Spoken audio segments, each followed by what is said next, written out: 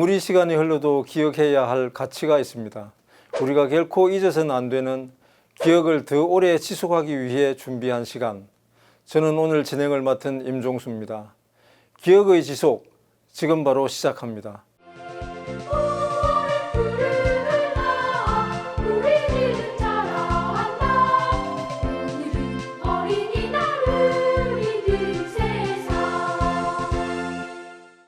어린이 없는 어린이날, 말만 들어도 오싹하지 않습니까?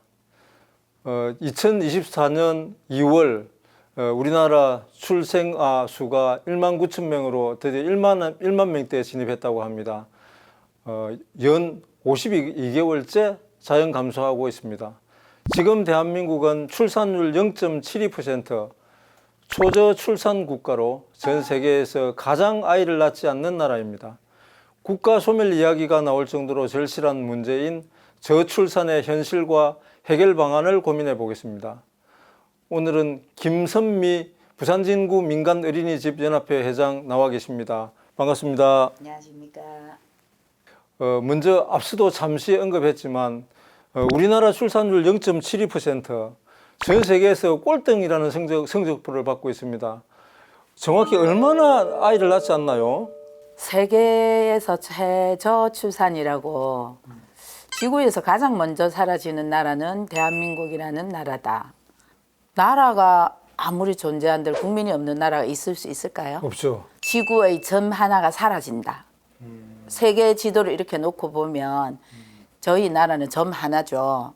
예, 뭐 비행기를 타고 가 보면 정말 이 지구라는 땅덩어리 자체가 작은데 대한민국이라는 나라는 정말 점 하나예요. 이 점 하나가 사라진다는 것은 아무리 생각해도 대한민국이 가장 먼저다. 그게 이제 0.72%라는 이제 통계 수치에서 나온 비극적인 이야기인데요.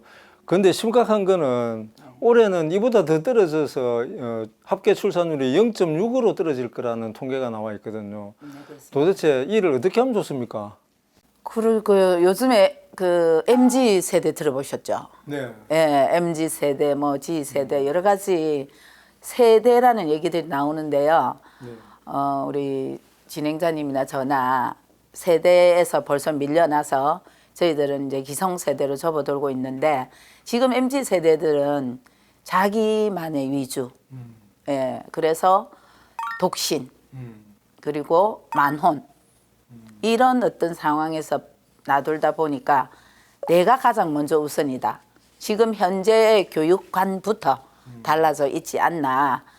저도 어린이집을 운영하고 있지만 어린이집부터 자기에 대한 주장이라든지 나보다는 우리라는 이런 개념을 먼저 심어줘야 교육이 바로 돼야 출산율도 이어지고 결혼율도 이어지고 그렇게 되지 않나 생각합니다.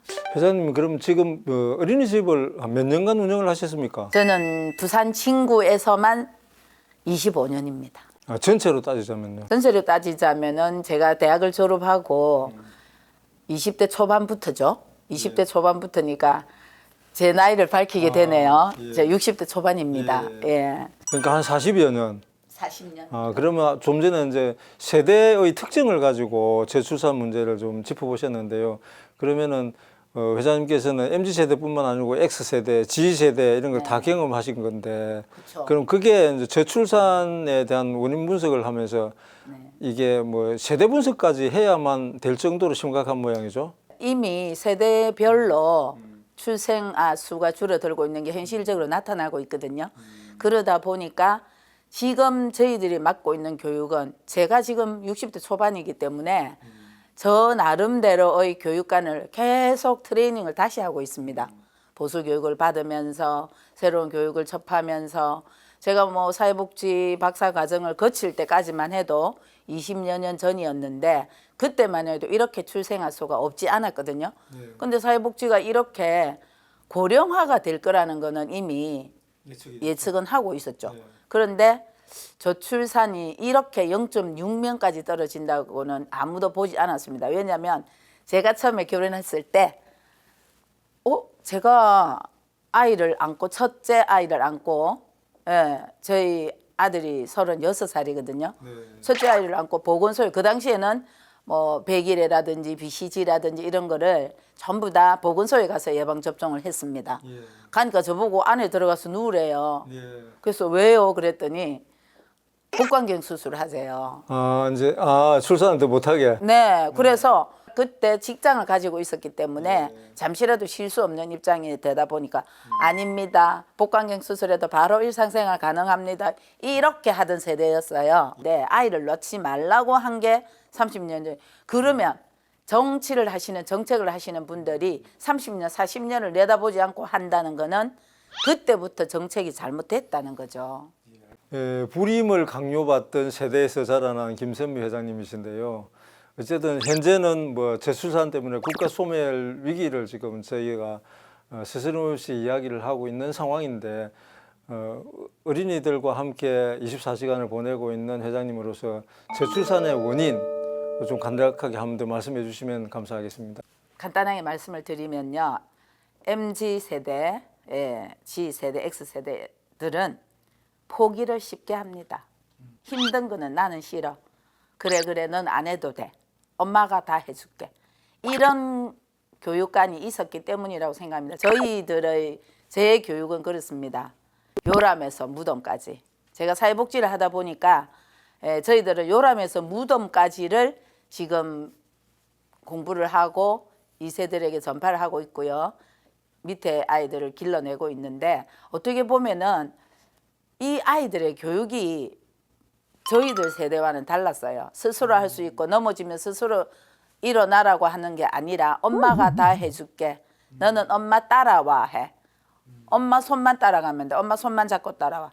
그래서 아이들이 포기를 너무 잘합니다. 역시 이제 유아교육을 전공하신 분답게 이제 교육적 측면에서 일단 그렇죠. 접근을 하시는데 상당히 저출산 문제는 그 외에도 뭐 다양한 그 원인이 문제가 될 거라고 저는 생각하고 오늘은 그 정도 선에서 알아보기로 하고요. 아무래도 이제 어린이집을 하는 40년 하셨으니까 지금 현재 그 어린이집을 이용하는 아이들의 부모 나이 이게 아무래도 만혼이 많다고 하는데 맞습니다. 그래서 그런 부모들의 나이가 어느 정도 되시는지 좀 궁금하기도 하고 만혼의 경우에는 결국 이제 그 출산도 늦을 수밖에 없고 그 늦는 것 때문에 난임 과정을 거치게 되고 그리고 뭐 각종 시술을 받고 뭐 거의 뭐 불임 단계에 이르는 사람들도 뭐 꽤 있고 한데요. 그래서 저는 난임 부부를 위해서 뭐 정부 지원 같은 것들이 어떻게 있는지.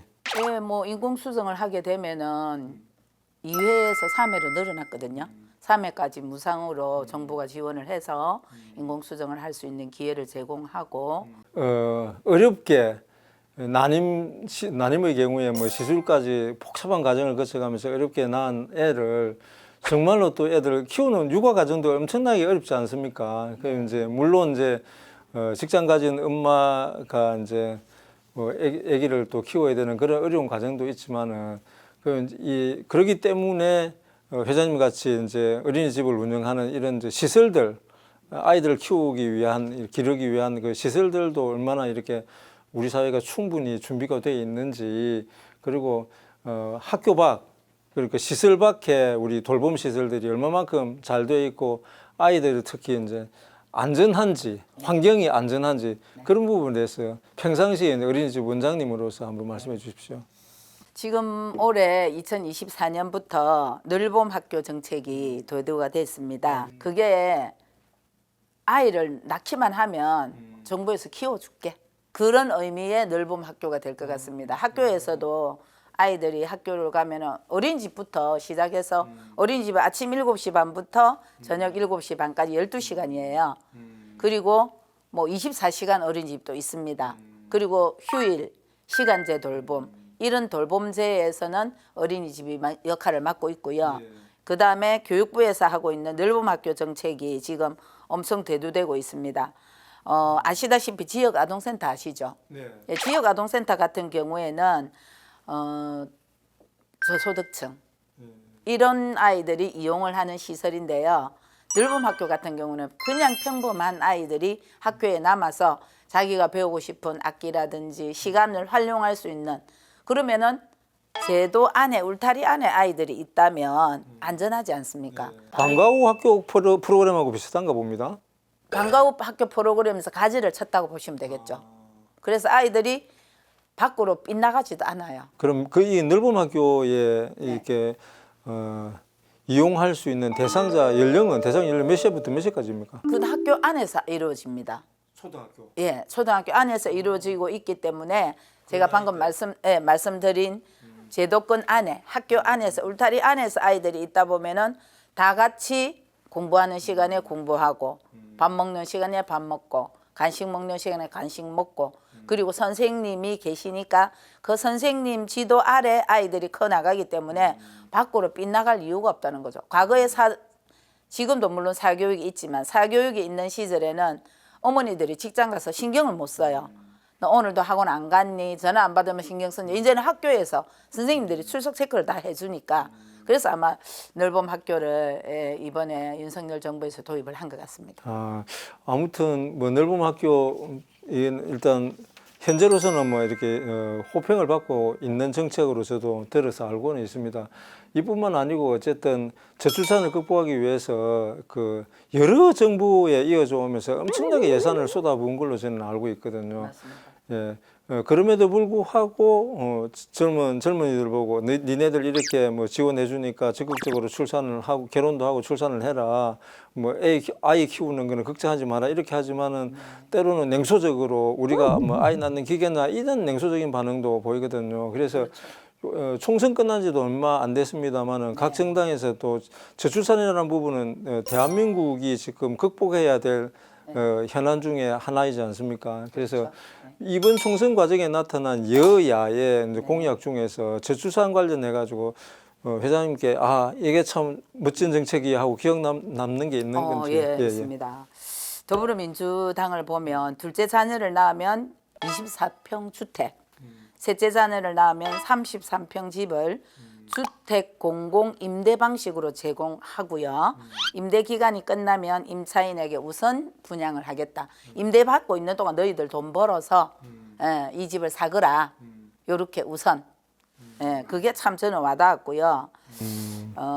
지금 뭐 일부 지자체에서 하는 청년주택 비슷한 개념인가 봅니다. 그렇죠. 신혼부부 그는 보금자리 무상으로 임대를 주는 겁니까? 아니죠. 그건 아니죠. 월 얼마씩 이렇게 받고 제공을 하겠죠. 그다음에 뭐 또 1억 원 대출 뭐 이렇게까지 소득하고 무관하게 모든 신혼부부에게 과거에 모 대선 후보가 뭐 신혼부부에게 1억을 준다 했던 그게 지금 현실로 와닿고 있습니다. 그분이 성견지명이 있으신 분이시네요. 그렇죠. 그게 이렇게 다 이상하다고 생각했었는데 맞습니다. 그때는 그랬습니다. 네, 그다음에 국민의힘을 보면 육아휴직 급여 현행을 최대 150만 원에서 210만 원으로 인상하고요. 남편의 출산휴가를 현재는 10일이거든요. 근데 앞으로는 1개월까지 유급휴가로 의무화를 한답니다. 유급휴가로. 네. 그런 건 아무래도 뭐 기업의 그거 반응도 중요한데 사회적 공감대가 좀 형성돼야 되지 않을까요? 그래서 제가 잠깐 말씀을 드리면 저출산의 가장 큰 대책이 뭐냐고 물으신다면 마지막 결론 때 제가 말씀을 다시 드리겠지만은 정부와 기업이 다시 머리를 맞대야 되지 않느냐. 생계와 연관을 지어야 된다고 저는 생각합니다. 뭐 내 혼자만 잘 먹고 잘 사는 게 아니라 나와 내 자녀가 태어나면 어떤 나에게 안정된 편안함이 주어질 것이다. 뭔가 보상이 주어진다는 거죠. 그래서 한 명을 낳으면은 요만큼의 보상이 주어진다면 두 명을 낳으면 더 많은 보상을 주어지고 그런 어떤 부분들을 정책적으로 뭐 아무래도 더불어민주당, 국민의힘 이런 안건을 내놨는데 육아 의무 공동화, 일 가정 양립 실현의 취지를 가장 크게 되도록 두고 있습니다. 그래 이제 출산을 장려하기 위한 이제 정치권의 정책이나 정부 정책 이런 거 보면 대개가 이제 재정적 지원이나 뭐 경제적 지원 이런 걸로 나와 있으니까 때로는 제가 이게 뭐 또 너무 냉소적으로 생각한다고 생각하실지는 모르겠는데 좀 뭐 아이를 마치 상품화하는 듯한 아무튼 그런 느낌은 받습니다. 그럼에도 불구하고 대한민국의 출산율은 합계 출산율이 올해 뭐 0.7이고 올해 말 되면은 0.6까지 떨어질 거라고 하는데 그 원인은 어떻게 보십니까? 지금 세대 60대 세대에서 손자 손녀들이 나고 있지 않습니까? 그러면 지금 부모님 세대에서는 아이들을 대물림해서 봐주지 않으려고 해요. 그런데 지금 우리 부모님 자녀를 출산하는 가정에서는 내 아이를 어떻게 돌봐야 될지 그걸 가장 걱정을 하고 있거든요. 그렇죠. 네. 잠깐 실례를 얘기를 들어보면은 5월 1일이 근로자의 날입니다. 네. 그래서 어린이집의 교사들도 보건복지부 소속이라서 저희들도 근로자로 들어갑니다. 그래서 이제 긴급 보육이라는 걸 하거든요. 휴일이 되면. 그러면 긴급 보육을 할 사람을 이렇게 조사를 해봐요. 설문조사를. 조사를 해보면은 할머니, 할아버지가 있는데도 불구하고 긴급 보육을 맡기겠다고 하는 집이 있어요.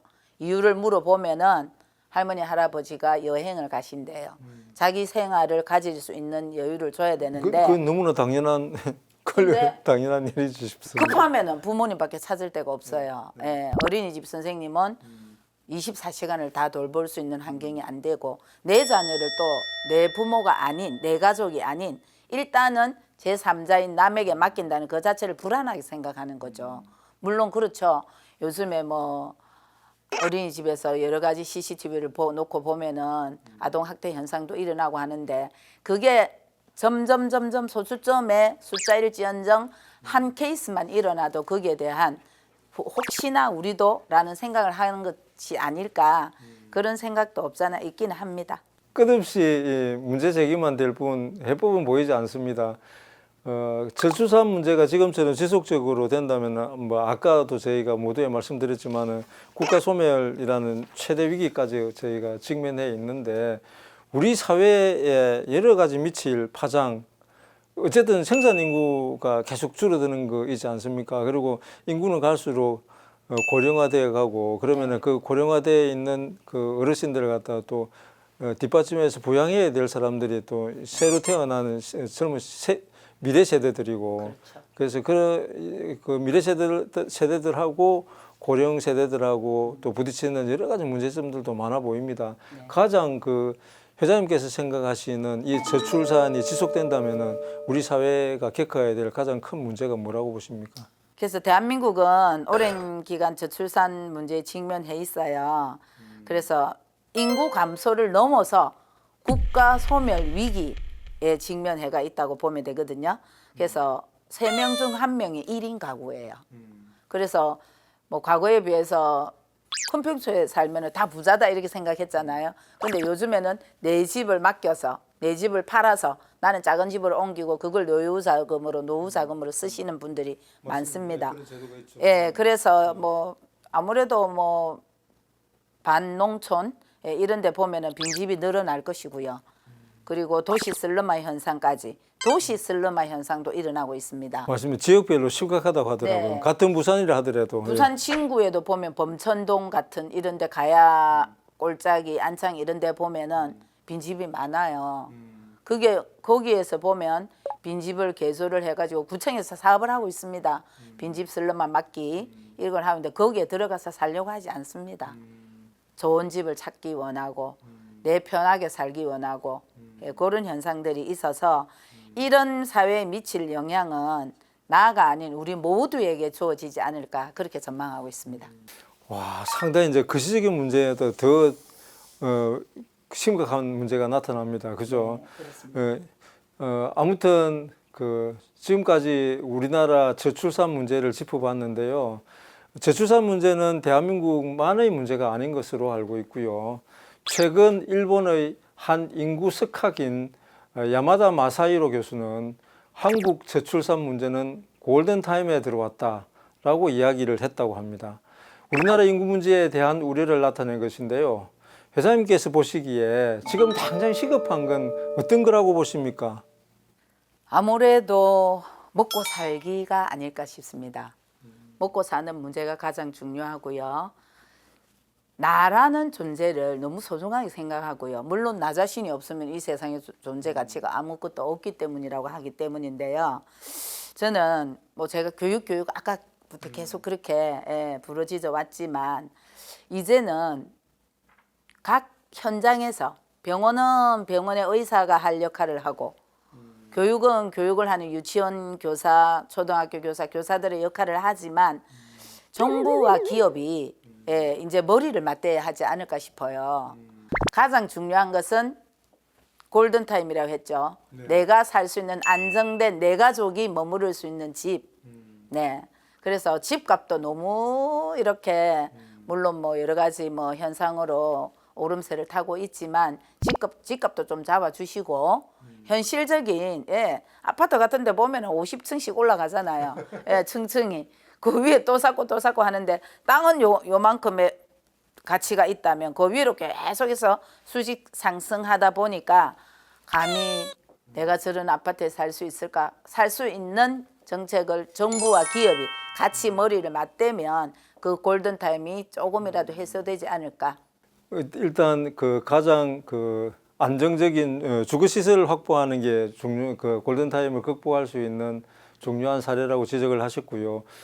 어쨌든 아까 말씀드렸다시피 저출산 문제는 대한민국만의 문제가 아니라서 해외에도 저출산을 극복하기 위해서 지금 우수한 사례들이 많이 지금 발표가 되고 있고 우리 국내에서도 그걸 이제 벤치마킹 하려는 움직임들이 많거든요. 네. 그래서 일본 같은 경우에도 불과 10년 전까지만 하더라도 합계 출산율이 우리나라 수준으로 떨어졌다가 지금은 이를 회복한 걸로 알고 있거든요. 네. 그게 이제 상당히 그 육아 시설을 이렇게 안정적으로 공급을 해가지고 이 젊은 엄마들이 마음 놓고 아기를 키울 수 있는 그런 직장 분위기 그리고 그런 것들이 사회 전반에서 용인하는 분위기들이 많이 달라져서 그랬다고 얼핏 제가 어느 책에서 본 적은 있습니다. 그래서 회장님께서 아무래도 그 사회복지를 전공하신 데다가 어린이집을 오랫동안 운영을 하셨으니까 이 저출산 극복을 위한 해외 우수한 사례 뭐 생각나는 게 있으시면 몇 가지 좀 소개 부탁드립니다. 일본을 보면 아동수당을 고등학생까지 확대해서 준대요. 고등학생까지 아동수당. 네, 아동수당. 왜냐면은 아동을 18세까지를 만 18세까지를 아동으로 보건복지부에서 맞습니다. 네, 그러고 그렇죠. 있거든요. 우리나라도 그렇게 예, 그리고는 뭐 잔잔한 것들이에요. 예, 아동과 뭐 우리나라처럼 뭐 어린이날이나 뭐 때문에 세 자녀에게는 세 자녀 카드를 준다든지. 그다음에 프랑스를 보면 가정 내 보육. 그러니까 프랑스 같은 경우에는 가정 보육이 되게 많아요. 예를 들어서 내가 직장을 다니다가 직장을 그만두고 보모사를 취득하면은 집으로 가서 키워주는 거. 아니 내 집에 아이가 3명까지 1대3으로 그게 위탁 그런 어떤 제도를 비슷한 거죠. 그런 이제 부모를 대상으로 시간제 보육 이런 것들이 있고요. 부모가 직장에 다니면은 자녀를 보육시설에 맡기거나 개인 보육 도우미. 그거 참 좋아 보입니다. 왜냐하면 그거는 그 부모 입장에서는 일자리가 하나 생긴 거고 그렇죠. 위탁하는 그 부모 입장에서는 자기 가정이 이제 편안하고. 경력 단절 안 되면서 네네. 사회생활 하실 수도 있고. 그렇죠. 예, 지금 여기서 궁금한 게 하나 있습니다, 네. 회장님. 아무래도 그게 이제 어린이들하고 같이 있다 보면은 부모님들도 자주 보실 텐데 네, 늘 맞아요. 주로 이제 그 시간 파할 때 애기들 이렇게 가정까지 데려다 주고 하죠. 네. 근데 이제 마중 나오는 사람이 대부분 엄마죠. 아니요. 아이들. 반반 정도입니다. 아빠도 많이 나옵니까? 아빠도 오고 할머니도 오고 엄마도 오고 고모도 오고 보육 도우미도 오고 요즘에는 1차 양육자를 어머니에 국한하지 않아요. 그러면은 육아는 그 남편하고 아내가 주로 이제 공동 분담하는 게 확실하게 좀 자리가 잡혔나 봅니다. 확실합니다. 아, 네. 그게 좀 궁금했습니다. 네, 확실합니다. 예. 아무튼 오늘 그 사회복지학 박사에다가 그 40년 동안 어린이집을 운영하면서 어린이 복지, 어린이 인권 부분에 누구보다 이렇게 많은 경험을 갖고 있는 그 김선미 회장님 모시고 좋은 말씀 많이 들었습니다. 특히 저출산에 대한 좋은 사례들을 많이 들었는데요. 마지막으로 회장님께서 그간에 이렇게 쌓은 경륜을 바탕으로 저출산, 특히 오늘의 주제가 저출산이니까 정부 당국자들께 꼭 이런 거는 좀 해봤으면 좋겠다. 네. 예, 그리고 이제 특히 이제 저출산 문제니까 가임기에 있는 여성들이나 어쨌든 혼자서 애를 놓을 수는 없으니까 그 청년들 네. 결혼 정년기에 있는 청년들에게 네. 또 하시고 싶은 당부 말씀이 있으신지 그거 좀 부탁드리겠습니다. 네. 예, 마무리를 하자면요. 그 세 가지로 저는 정리를 해보겠습니다. 예, 부동산, 그다음에 육아휴직, 편안하게 육아를 휴직할 수 있는 육아휴직, 부모급여. 가장 중요한 요 세 가지가 매칭이 된다면 이게 현실적으로 나한테 피부로 와닿는 정책입니다. 자, 부동산 같은 경우에는 아까 제가 말씀드렸다시피 집을 제공을 할 수 있는 우선 주거권부터 안정되게 제공을 하고요. 그다음에 육아휴직. 저도 8개월짜리 아가야, 7개월짜리 아가야 이런 아이들 지금도 어린이집에 있습니다. 아이 보면 가슴 아파요. 저도 20대 초반부터 대학을 졸업하고부터 계속 이렇게 교육적으로 직장을 가지고 있었지만 저도 제 친정엄마한테 아기를 맡기고 직장 생활을 했거든요. 저는 아기들이 오면 항상 제일 먼저 드는 생각이지만 아무래도 저는 돌 때까지는 엄마 아빠가 돌봐야 되지 않나. 6개월 반반 육아휴직을 해서 그만큼 키워서라도 보내면 아이가 엄마의 사랑, 아빠의 사랑, 가정의 사랑, 그게 사랑을 배우면 그 사랑을 나누어 주는, 자기도 커서 결혼을 빨리 해요. 예. 그다음에 부모급여. 돈이 없으면 아무것도 못 하잖아요. 예. 1년까지는 육아휴직을 할 수 있도록 그렇게 해줬으면 좋겠습니다. 오늘은 어린이날을 맞아 우리나라 저출산 위기 상황을 돌아보고 해법을 고민해보는 시간을 가져봤습니다. 김선미 회장님 오늘 말씀 감사합니다. 감사합니다. 해가 저물도록 뛰어다니던 아이들의 발소리, 골목마다 아이들 떠도는 소리로 가득했던 그 시절, 그 많던 아이들은 다 어디로 간 것일까요? 사라진 아이들이 다시 골목을 가득 채울 그날이 하루빨리 오기를 바랍니다. 기억의 지속, 어린이날을 맞아 여기서 인사드리겠습니다. 감사합니다.